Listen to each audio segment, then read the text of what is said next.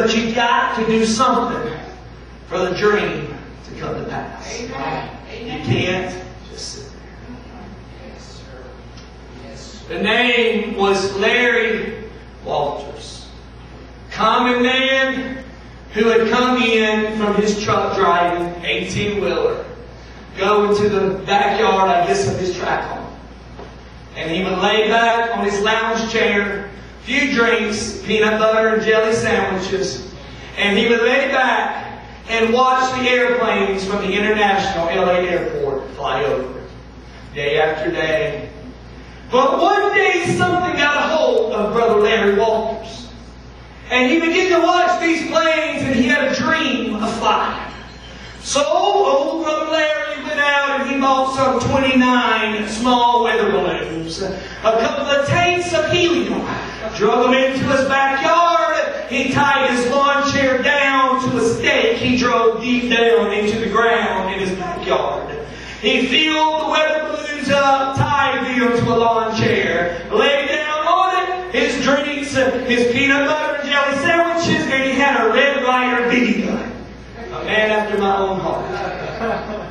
His thoughts were, I'll go up just high enough to see the neighborhood, and if I get too high, I can shoot a balloon out with the Red Ryder BB gun. He called his neighbor over who was anxious to see what was going to happen. When those balloons were filled and the lawn chair began to lift up off the ground, and he pulled a tight, strenuous vine on that rope that was tied to a stake deep down into the ground.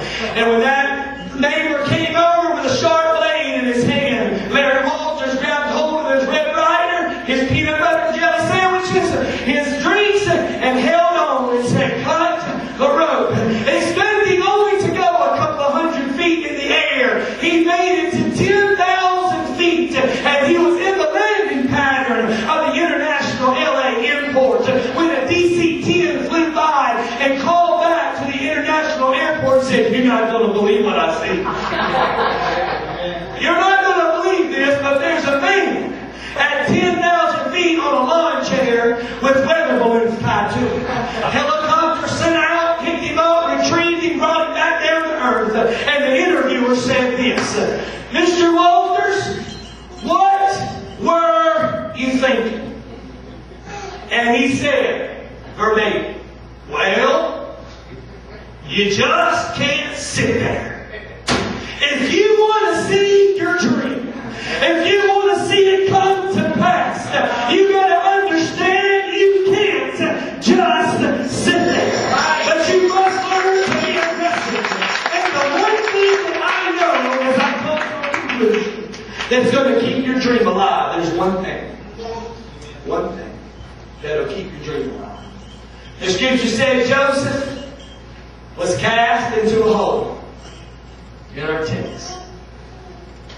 And all the brethren wanted to kill him. It was the job of the eldest brother to save the youngest. But he refused his job description.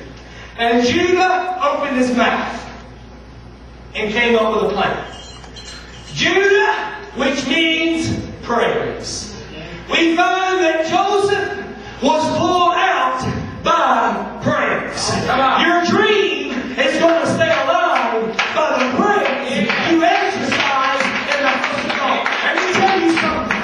You give me a praiser in the sanctuary, I can preach. You give me somebody that can stand there and look at me like a bumble alive. It scares me and makes me nervous.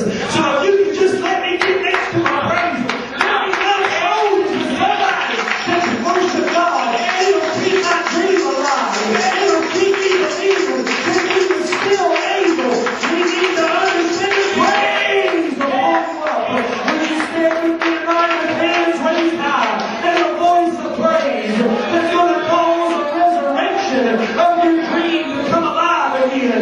Can you believe that your dream is alive? While your hands are raised, this is what I want you to do.